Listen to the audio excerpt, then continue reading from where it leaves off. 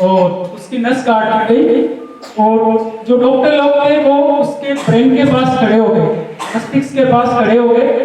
दो डॉक्टर लोग बातें कर रहे हैं, इधर जो उसकी नस काट दी गई तो उसका खून टपक रहा था, तो वो उसकी आवाज आ रही। तो जैसे ही डॉक्टर लोगों ने बातें चालू की, सबसे पहले बोला उन्होंने कि इसकी बॉडी के अंदर 14 हीमोग्लोबिन है। तो 14 हीमोग्लोबिन था। बोला कि अब ये हीमोग्लोबिन 12 पर आ रहा है, जैसे 12 पर आएगा मस्तिष्क शून्य होगा उसका, तो मस्तिष्क शून्य हो गया उसका। बोले अब ये हीमोग्लोबिन 10 पर आएगा, जैसे ये 10 पर आएगा इसके फेफड़ों की क्षमता कम हो जाएगी, फेफड़ों की क्षमता कम हो जाएगी। बोले जैसे ये अब 8 पर आएगा, 6 पर आएगा, इसकी लीवर की क्षमता कम हो जाएगी, लीवर की क्षमता कम हो गई। जैसे ही ये 4 पर आएगा इसके किडनी की क्षमता कम हो जाएगी, किडनी की क्षमता कम हो गई। जैसे ये 2 पर आएगा इसका शरीर शून्य हो जाएगा, शून्य हो गया। बोले जैसे ये 0 होएगा डेथ हो जाएगी, डेथ हो। क्यों? इधर डॉक्टर बोल रहे थे, उधर टप टप की आवाज आ रही थी। क्या हुआ? शब्द क्या बोल रहे थे डॉक्टर, और टप टप की आवाज आ रही थी। और इसमें पता है क्या था? एक्चुअल में उसकी नस नहीं काटी गई, एक्चुअल में उसकी नस नहीं काटी गई थी, पानी की एक नलकी लगाई थी उसके हाथ के पास से और पिन चुभाई गई थी, बस उसी का पेन था और कुछ भी नहीं था। जब ये पब्लिश हुआ कि शब्दों का और आवाज का हमारे बॉडी के ऊपर इतना इफेक्ट पड़ता है कि बिना किसी इंजेक्शन के, कुछ भी लगाए, कुछ बिना जेल लिए हुए भी व्यक्ति की सिर्फ 2 मिनट के अंदर डेथ हो गई। ये पूरी ब्रिटिश पार्लियामेंट के अंदर ये मतलब सनसनी फैल गई कि इसका मतलब शब्द और आवाज बहुत काम है। सुनते जाओ, बहुत इंटरेस्टिंग है। अब आगे क्या हुआ, जब ये पब्लिश हुआ तो आपको पता है यूरोपियन देश किसी चीज के पीछे पड़ गए तो फिर उसे खोदते निकालते हैं कि ऐसा क्या है इनके पास। तो उन्होंने और स्टडी की, भारत पर देखा कि इन्होंने क्या क्या किया। देखते देखते इनको आयुर्वेद के बारे में स्टडी की। आयुर्वेद में पता चला कि एक मंत्र विज्ञान होती है, आयुर्वेद का एक हिस्सा है मंत्र विज्ञान। मंत्र विज्ञान में क्या शब्द बोले जाते हैं, मंत्र बोले जाते हैं। तो आज अभी भी चल रहा है यूरोपियन देश में जितने भी है, तो मंत्रों के ऊपर रिसर्च चल रहा है कि ये हमारी बॉडी के ऊपर क्या इफेक्ट करते हैं मंत्र। तो वो वहां पर मंत्र बोले जा रहे हैं और उसके ऊपर रिसर्च चल रहा है। जब ये रिसर्च पब्लिश होता गया और ज्यादा होता गया तो वहां के जो साइंटिस्ट थे या और लोग थे तो इसे वहीं स्टॉप कर दिया गया है कि ये मंत्र विज्ञान इतनी पावरफुल है कि व्यक्ति के एक किडनी 2 आ जाएगी, मतलब साइंस ही फेल हो जाएगा यहाँ पर। और हमारे भी चंडीगढ़ के अंदर भारत में बाकायदा मंत्र विज्ञान चल रहा है और मंत्र विज्ञान से व्यक्ति ठीक हो रहे हैं। अब यहाँ पर सुनिए बात, आज के जब कबीर साहब यहाँ पर आए थे कलयुग में, उसी समय कबीर साहब ने बोल दिया था कि कलयुग में जो सबसे पावरफुल चीज चलेगी वो चलेगा मंत्र विज्ञान। और आप आज आसपास में देख लीजिए, सबसे ज्यादा मंत्र विज्ञान इतना चल रहा है। जैसे आप मंत्र का जाप करोगे, जैसे गायत्री मंत्र ही, अगर कोई गायत्री मंत्र को 1 लाख बार एक दिन में जप लेता है और उसके बाद में पानी का गिलास लिया, उसमें गायत्री मंत्र बोल के देखे, उसे पानी पिला दो, उसकी बीमारी ठीक हो जाएगी। और आप देख रहे हो यूट्यूब पर, इंस्टाग्राम पर, चारों तरफ देख रहे हो कि जैसे ही मंत्र का जाप करते हैं और झाड़ा लगाते हैं या कुछ भी करते हैं, उसकी बीमारी गायब हो रही है। अभी तो यही सर्वे आ रहा है कि किसी की एक भी किडनी नहीं है और मंत्र का जाप किया और उसकी 2 किडनियां आ गई। किसका? लीवर, यूएस का, बिल्कुल उसका लीवर ठीक हो गया, फेफड़े ठीक हो रहे हैं। तो ये साइंस भी हैरान हो रही है यहाँ पर कि ऐसा क्या हो रहा है कि इन मंत्रों के अंदर इतना पावर कैसे है। तो पता चला कि ये शब्दों का ऐसा है। अब जैसे अब मेन चीज समझना इस पॉइंट को, रामायण के अंदर लिखा हुआ था कि कलयुग में एक नाम अधारा, कलयुग के अंदर एक नाम अधारा, जो नर सुमरे उतरे बहुत गर्भ। मतलब कलयुग के अंदर अगर कोई व्यक्ति गटर में बैठ के भी नाम का जाप कर लेगा ना, उसका भी बेड़ा पार लग जाएगा। अब जब सतयुग था, द्वापर था, त्रेता था, तब यज्ञ करते थे, हवन करते थे, एक पैर पर खड़े रहते थे, तपस्या करते थे, जंगलों में जाते थे, पहाड़ों पर जाते थे। अब जरूरत नहीं है कहीं जाना। अब अगर आप गटर में भी बैठ के नाम का जाप कर लोगे तो भी आपका उद्धार हो जाएगा। लेकिन दिक्कत कहाँ होगी? दिक्कत ये होगी कि मंत्र विज्ञान और नाम का जाप दोनों चलेंगे। इस जीव को, मेरी बात को पकड़ना, बहुत गहरी बातें हैं। इस जीव को भ्रमित करने के लिए काल भगवान ने ऐसी कला की है कि मंत्र विज्ञान और नाम के जाप को दोनों में कंफ्यूज कर देगा। फॉर एग्जाम्पल, कंफ्यूज कैसे करेगा? कोई नाम का जाप कर रहा है और करना आप नाम का जाप, जैसे ही नाम का जाप करोगे आपके अंदर नेगेटिव पावर निकलेगी। अब नेगेटिव तो बहुत सारी बीमारियां भी निकलेगी उसके अंदर। अब एक बात बताओ, किसी का थोड़ा बेचारे का ठीक नहीं हो रहा, वो रोज दुख पा रहा है, पकड़ना इस बात। अब वो नाम का जाप कर रहा है, रोज उसका फोड़ा हो रहा है, दर्द हो रहा है, परेशान हो रहा है। एक व्यक्ति आपके पास आएगा, वो बोलेगा क्यों परेशान होता है?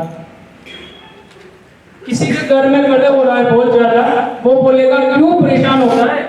वहां चला जा, 2 से 2.5 लाख रुपए लगेंगे, तेरे इस जन्म के कर्म को पूरे स्टॉप कर देंगे। क्यों? क्योंकि मंत्र विज्ञान का पावर है। समझना इस बात को। लेकिन जो नाम का जाप कर रहा है, उससे नाम का जाप छुड़वा देंगे।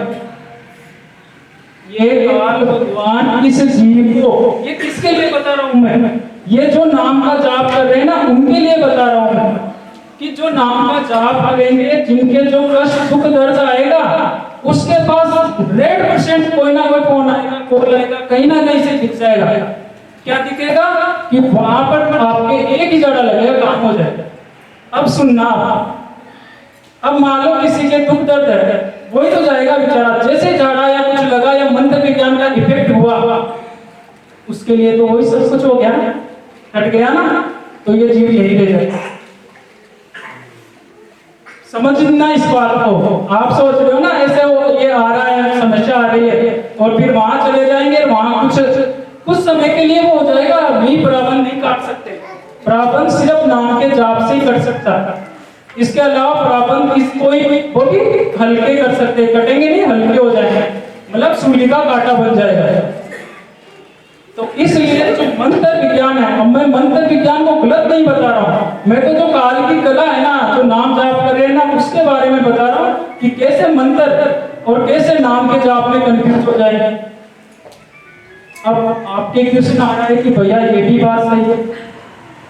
अब सबसे बड़ी बात यह है कि आपने बता दिया नाम का जाप। अब कबीर साहब ने और स्वामी जी महाराज ने पहले ही बता दिया था, और हमारे लिविंग गुरु पापा जी अभी भी हमें चेताते हैं, बोलते हैं कि जो नाम का जाप है कलयुग के अंदर इतना, देखो 2 चीज पकड़ना, मेरी बात को समझो, देखो रीड के डीसीजी देखो, 2 चीज पॉपुलर होगी, एक तो मंत्र विज्ञान, एक नाम का जाप, ठीक है। अब नाम का जाप भी इस लेवल पर होगा कि आपको हर जगह बोलेंगे राम जपो, राधे जपो, कृष्ण जपो, हरि जपो, सब जपो, सब अच्छे नाम है, किसी के लिए मैं गलत नहीं बोल रहा, लेकिन कंफ्यूज हो जाओगे, और कंफ्यूज हो रखे हैं अभी भी।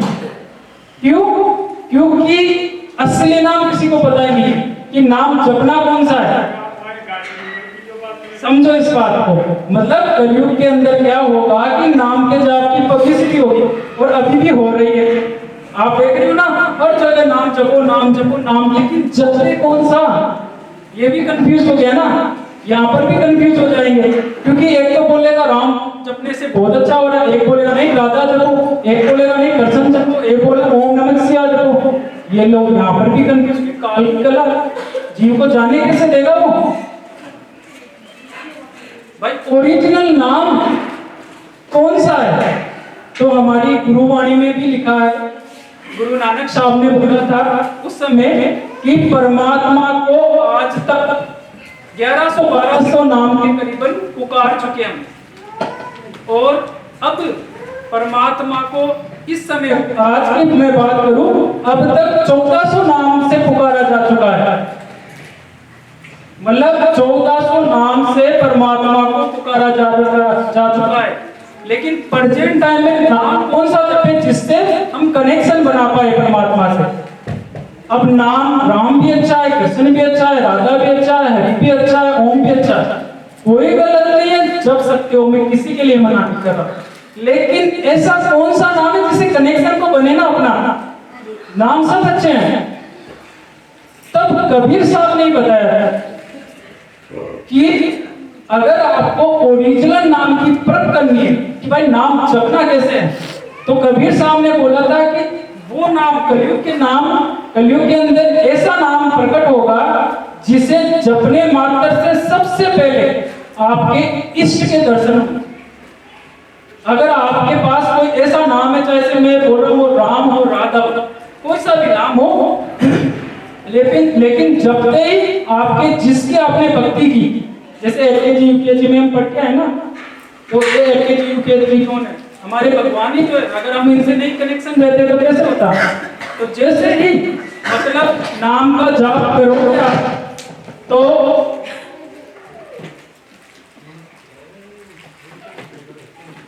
सबसे पहले मतलब ओरिजिनल नाम की जब बात बता रहा हूं, आपके इसके दर्शन होंगे।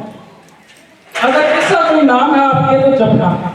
दूसरी बात आगे कबीर साहब बोलते हैं, ये मैं नहीं बोल रहा, कबीर साहब बता रहे हैं कि जैसे आप नाम का जाप करोगे उसके बाद में आपको मरगंद मजीरों की, मुरली की, बांसुरी की, बीन की आवाज सुनाई देगी। आपको संतों के दर्शन होंगे, सभी संतों के दर्शन होंगे। ऐसे नहीं कबीर साहब के हो गए, सभी संत जितने भी संत उनके लाइव दर्शन होंगे, आपके बाकायदा प्रैक्टिकल आपको दर्शन होंगे। उसके बाद में बोला जब आप नाम का जाप करोगे, त्रिपुटी फतेह कर लोगे, स्थान बताया गया है, तो इस काल माया से आप परे हो जाओगे। इसलिए हमें पापा जी बार बार चिल्लाते रहे, बेटा ध्यान भजन करके त्रिपुटी फतेह कर। उसके बाद में जब नाम का जाप जपो, आपके पास ऐसा कोई नाम हो तो जपने से मतलब आपको अपने इष्ट के दर्शन हुए, संतों के दर्शन हुए, मरगन मजीरों की आवाज आपको सुनाई दी, मुरली की आवाज सुनाई दी, बीन की आवाज सुनाई दी, और आपको इस सबक लोगों के अलावा, त्रिपुटी के अलावा, भंवर गुफा के अलावा, मानसरोवर सागर के अलावा सचखंड के दर्शन हो, जहां पर सभी संतों का निवास हो। अगर ऐसा कोई आपके पास नाम है, जप रहे हो तो जप लेना, चाहे से वो राम हो, हरि हो, कृष्ण हो, ओम हो, कोई सा भी नाम हो। नाम की प्योरिटी बताइए कलयुग के अंदर, क्योंकि नाम का और मंत्र दोनों का कंफ्यूजन चलेगा कलयुग के अंदर। जो नाम जप रहे उनके लिए बता रहा हूं, इनमें ओरिजिनल नाम की कबीर साहब ने उसी समय महिमा बता दी कि ऐसा नाम जपना जिसके अंदर जपते आपको इसके दर्शन। अब बोले कि भैया किसी को तो हो रहे थे, मुझे तो नहीं हो रहे ना, तो बोले आपके जितने भी जो नाम जप रहे उनसे पूछो। आप अगर 10 में से 7 लोगों को भी वैसा हो रहा है, 7 तो बहुत ज्यादा हो गया, 10 में से 3 लोगों को भी अगर ये नाम के जाप से हो रहा है तो वो पक्का नाम मान लीजिएगा। और जो नाम दे रहा है, जिससे आप नाम ले रहे हो, वो खुद भी सत्संग गए हुए होने चाहिए, उनके अंदर भी वो एबिलिटी होनी चाहिए, तब जाके वो नाम काम करे। तो जिसके भी ये कंफ्यूजन है आज के टाइम पर कि नाम का जाप ओरिजिनल है कौन सा, क्योंकि सब यहाँ गए तो यहाँ अलग नाम बता रहे, वहां गए तो वहां अलग नाम बता रहे, और कहीं गए तो वो बोल रहे ये जाप करो। तो उसी समय कबीर साहब ने बता दिया था कि अगर इस प्रकार नाम से जाप करोगे तो आपके ये नाम के जाप के कलयुग के अंदर लक्षण होने चाहिए, इससे आपको ये सारा प्रोसेस जो अभी बताया दादा दयाल जी ने, ये हो। अब मैं आपको बता रहा हूँ, ध्यान से सुनिएगा। आज के समय में मैंने क्या बोला, ना ही तो मुझे शास्त्रों का नॉलेज है और ना ही मुझे कोई ग्रंथों का नॉलेज है। मैं तो सिर्फ ध्यान करता हूँ। ये मुझे ध्यान करवाते हैं दादा दयाल जी, जो पूर्ण संत है। इनका जो अनुभव है, जो मुझे ध्यान में अनुभव होता है, जो नाम के जाप में, वही मैं आपको बताता हूँ। तो आज के समय में जो नाम है, जो धार प्रकट हो रही है, वो है धारा सिंधु प्रताप गया। अगर आज के समय में कोई भी इस नाम को जपेगा, धारा सिंधु प्रताप गया, अगर नाम को प्रॉपर रूप से जपेगा, तो सबसे पहले जो कबीर साहब ने बोले, उसे इष्ट के दर्शन होंगे। टर्म एंड कंडीशन वो है, माता पिता की सेवा करना, सत्य बोलना, निंदा चुगली नहीं करना, वादा खिलाफी नहीं करना, 1 घंटा ध्यान करना, और 30 पॉइंट है। इनको सबको फॉलो करते हुए अगर कोई धारा सिंधु प्रताप गया बोलेगा, तो सबसे पहले उसे अपने इष्ट के दर्शन होंगे। उसके बाद में मर्दन मजीरों की आवाज सुनाई देगी, मूल्य की आवाज सुनाई देगी, प्रकाश आएगा बॉडी के अंदर, बहुत कुछ होगा। वो मेरे कहने पर बिल्कुल विश्वास मत कीजिएगा। किस पर कीजिएगा? प्रैक्टिकल करके देखिएगा, क्योंकि मैं तो कुछ भी बोल सकता, मैं बोल रहा हूँ ना, उस पर आप प्रैक्टिकल करके देखिए, क्योंकि मैंने प्रैक्टिकल करके देखा है ना। तो वही चीज मैं बोल रहा हूँ, मुझे शास्त्र ग्रंथों का नॉलेज नहीं, सिर्फ मेरे को जो प्रैक्टिकल, जो मैंने अनुभव किया, वो मैं आपको बता रहा हूँ। तो आज के समय में जो नाम है धारा सिंधु प्रताप गया, अगर वो कोई बोलेगा तो उसे लाइव, सबसे पहले हमारे पूज्य देवी देवताओं के लाइव दर्शन हो गया। तो यहाँ पर बैठे हुए 90% लोगों को दर्शन हो रहा है। अब सबसे बड़ी बात कि भैया इस नाम को जपना कैसे है।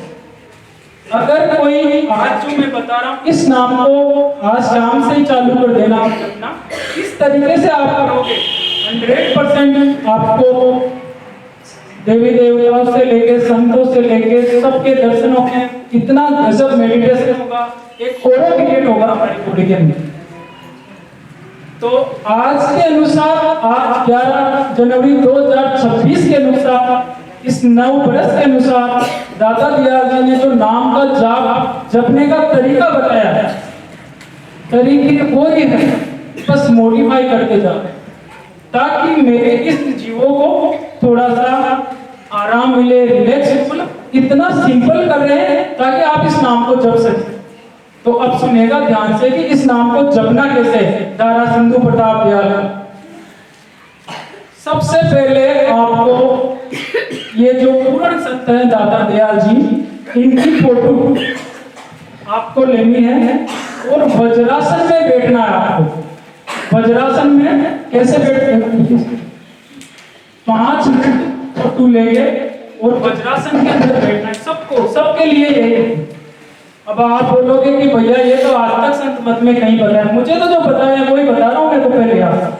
ऐसे 5 मिनट बैठोगे। कौन बैठ सकता है? जिसके घुटनों में दर्द नहीं है, जिनके घुटनों में सर्जरी नहीं है, जिनके घुटने बिल्कुल सलामत है भाई। इसीलिए तो युवा लोग ज्यादा कनेक्शन हो रहे हैं भाई। हमारा उद्देश्य बिल्कुल भी ये नहीं है दादा दयाल जी को मानो, इनको हम जोड़ने करने का कोई उद्देश्य नहीं, क्योंकि ये खुद खींच रहे, आपको किसी ने नहीं बुलाया, इनकी मौज से आप आए, वरना और भी हो सकती थी। तो हमारा तो लेना देना नहीं है, जीव इनके हैं, ये खींच रहे अपने जीवों को जो बिछड़ गए थे। तो ऐसे वज्रासन में बैठना है 5 मिनट तक। अब दादा दयाल जी ने 84 योग होते हैं, उसमें से ये क्यों चुना ना? क्योंकि ये एक ऐसा आसन है जो खाना खाने के बाद में भी कर सकते हैं, खाली पेट भी कर सकते हैं, कभी भी बैठ सकते हैं। लेकिन मैंने टर्म एंड कंडीशन यही बताई है कि आपके घुटनों में कोई परेशानी नहीं होनी चाहिए, कोई बैठ सकते हैं। बाकी अभी मैं जैसे बैठा था वैसे बैठे। तो ऐसे बैठ के 5 मिनट आपको आंखों में आंखें डाल के दादा दयाल जी की जो तस्वीर है आपके पास फोन पर है वो भी चल जाएगी, उसे देखते हुए धारा सिंधु प्रताप दयाल, धारा सिंधु प्रताप दयाल, धारा सिंधु प्रताप दयाल आपको बोलते रहना। क्यों? क्योंकि बहुत सारे, अभी मैं प्रैक्टिकल करके बताऊंगा आपको क्या अब हमारे अंदर क्या भरा हुआ। आप बोलोगे है भैया, तो जितने भी हमारे विषय विकार बड़े बड़े लंबे समय से, तो वो बैठने नहीं देंगे। तो वज्रासन में बैठने से क्या क्या फायदे होते हैं? सबसे पहला, स्पाइनल कोड सही रहेगा अपना। दूसरा, जो नीचे के अंग है तो ब्रह्मचारी की तरफ अपन जाएंगे, कंट्रोल करेंगे इस चीज को अपन। तीसरा, अगर पेट में कोई वायु विकार है तो 5 मिनट के अंदर वायु विकार भी निकल जाएगा। और पेट, यहाँ की जो कार्पस मसल्स है हमारी, वो अपने हृदय तक की जाती है। तो जिनको घबराहट होती है, चिंता होती है, तो आराम से मेडिटेशन में भी इतनी दिक्कत नहीं रहेगी उसे, इसलिए ये वज्रासन बताया है। बाकी कोई ऐसी कंडीशन नहीं कि आप इसी में बैठो, ये तो जो बैठ सकते हैं उनके लिए, ताकि कंसंट्रेशन ज्यादा अच्छी तरह से बन जाए। अब सुनिए कि आगे आपने ऐसे दाता दयाल जी का बुक लिया और दारा सिंधु प्रताप दयाल बोल के और 5 मिनट तक आप वज्रासन में बैठे। ऐसे बैठने के बाद में वापस आपको 5 मिनट से ज्यादा नहीं बैठना। इसके बाद में सुखासन में, जो पहले मैं अभी बैठा हूँ बस ऐसे, सुखासन का मतलब हो गया सुख बैठने की विधि। बस आराम से अपन सुख से बैठ सकते, ऐसे भी आपको बैठना, रीढ़ के ऊपर सिक्की करके दोनों हाथों को लगा के ऐसे और फिर बैठना। अब जो बोलते ना मेरा ध्यान नहीं लगता, मेरा ध्यान होता ही नहीं है, विचार बहुत ज्यादा आते हैं और पता नहीं कौन कौन से ख्यालात आते रहते हैं, थोड़ी देर लगता है फिर ध्यान प्रॉपर हो नहीं पाता। मैं बोल रहा हूँ इस टेक्निक से जो दाता दयाल जी ने बताई है, इस टेक्निक से आप करोगे तो आप 1 घंटे की क्या 10 घंटे नहीं उठ पाओगे। आप ऐसी सूरत चढ़ेगी आप कभी कल्पना भी नहीं कर सकते। तो करना क्या है, 5 मिनट आपने दाता दयाल जी की तस्वीर ली, दारा सिंधु प्रताप दयाल बोला आपने। अब यहाँ पर एक और मैं आपको कंफ्यूज ना हो, मैंने क्या बोला, जो भी आपको नाम मिल रहा है, परमात्मा का मिल रहा है, मैं किसी नाम की निंदा नहीं कर रहा, उस नाम को आप इस टेक्निक से कर सकते हो आराम से। तो फिर उसके बाद में तीसरे तिल पर, यहाँ पर जहाँ पर लेडीज बिंदी लगाती है ना, यहाँ पर लगाने का सिंपल सा तरीका है। करना क्या है, ये जो दोनों आंखें है ना, ये देखो सामने वाली है जो काली काली आंखें दिख रही है ना, इनको घुमा के यहाँ छोड़ना है। मतलब आंख ऐसे बंद करनी है, प्रैक्टिकल भी कर सकते हो, ऐसे बंद करो, ऐसे आंखों को घुमा के यहाँ छोड़ना है। देखना डायरेक्ट तीसरे तिल पर लगेगा आपका ध्यान। ऐसे किया अपन ने, ऐसे कुमार को क्लोज नहीं करते क्या, बंद नहीं करते क्या, दोनों कुमारों को पकड़ के ऐसे करते हैं ना। तो अपन को ये जो दोनों आंखों के जो काले काले पॉइंट है, इनको ऐसे करके सीधा और ऐसे क्लोज किया, ये लो थर्ड आई पर सीधा तीसरे तिल पर ध्यान लग गया आपका। यहाँ पर ध्यान लगाना, यहाँ पर छोड़ देना।